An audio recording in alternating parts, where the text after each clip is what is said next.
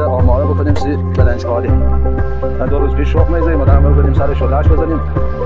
انشالله ترایتول بیا شلهش بزنیم که دی شروع کنیم فیدای کردن. با کرد هم پر از تا شده بخوره کرد. دو هم امسال کلاهای مشکل داریم. حالا پاریو بیشتوار راحت مردم او فرم خوب.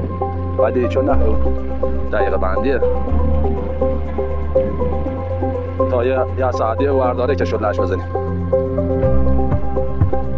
البته هر اون سر دست من نباره. از روند بلنجکاری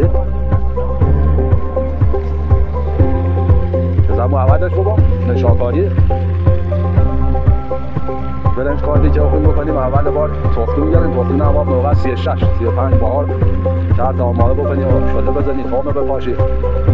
تومه که پاشیدی 45 روز ما می تختون رو تا عمل ها که شروع بکنه سیپیدکی دی اون موقع خوب. بعضی که توم گره ما بلودن به دست روی کردان شخ کنیم آماده کنیم کود شیمیایی پاشیم.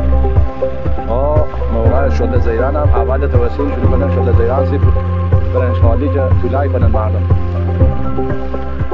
طولای که هم اول کرده که شخ زین بعد شلای زنن شدن که زن توم یارن و آماده طولای کردنه.